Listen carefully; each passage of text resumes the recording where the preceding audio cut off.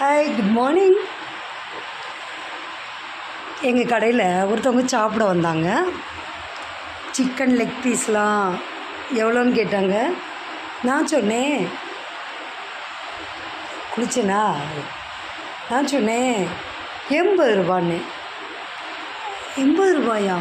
ஐயோ, நாங்களாம் மிடில் கிளாஸுங்க, அந்த அளவுக்குலாம் வாங்க முடியாது. அது என்னங்க மிடில் கிளாஸ்ன்னு சொல்லிட்டு, அது என்ன ஒரு மட்டமான பேச்சாக இருக்குது. நம்மளும் அந்த அந்த காலத்தில் இப்போவும் நம்மளும் அப்படி தான் மிடில் கிளாஸில் நம்ம வந்தவங்க தானேங்க. நம்ம அம்மா அப்பா எப்படி மிடில் கிளாஸில் தான் நம்மளெல்லாம் அந்த காலத்தில் குடும்பம் நடத்துகிறாங்க. எங்கள் அம்மாலாம் ஜிஹெச்சில் வேலை பார்த்தாலும் விறகுல செய்வாங்க, விறகடுப்பில் தான் எல்லாமே செய்வாங்க. அது சிக்கனமாக போவாங்க. ஒரு 10 பைசா 1 ரூபா அப்படி கேட்கணுன்னாலும் அதுக்கு தகுந்த மாதிரி எங்களுக்கு கொடுப்பாங்க. ஏதாவது வாங்கி கேட்டால் ஒரு 2 மாதம் டைம் கொடுப்பாங்க. அந்த 2 மாதமும் நாங்கள் எதுவுமே எங்கள் அப்பா அம்மாட்ட கேட்க மாட்டோம். அது ஒரு நல்ல அற்புதமாக தாங்க இருந்துச்சு. செலவுகளை அம்மாவும் அப்பாவும் சிக்கனமாக செலவு செஞ்சு சைக்கிளில் தான் போவோம். அப்பாவும் சைக்கிளில் தான், வண்டி இருக்கும் ஆனாலும் சைக்கிளில் தான் போவாங்க. பெட்ரோல் செலவு என்னத்துக்குன்னு சொல்லி எங்களையெல்லாம் ஸ்கூலுக்கு சைக்கிளில் தான் கூட்டிகிட்டு போவாங்க. அதே மிடில் கிளாஸ் ஃபேமிலி தானேங்க, அற்புதமாக இருக்கும்.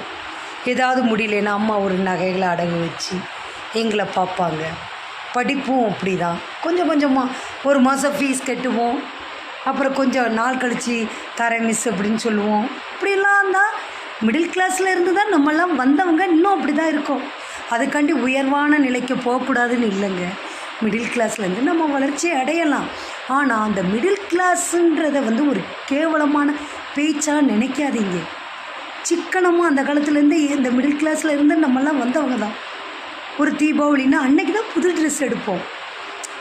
ஆனால் நம்ம அம்மா அப்பாவும் நம்மக்கிட்ட ஒரு கஷ்டங்கள்னால நம்மகிட்ட கவலைகளை காட்டிக்க மாட்டாங்க. ஒரு பீரோ திறந்தா ஒரு 5 ட்ரெஸ் தான் நம்மளுக்கு இருக்கும். உண்மை தானேங்க. அது தீபாவளி அந்த புது ட்ரெஸ் கிடைக்கிது அப்படின்னா அதுவும் ஒரு சந்தோஷம். இப்போ சாப்பிட்ற மாதிரிலாம் நினச்ச மாதிரி நம்ம சாப்பிட முடியாது.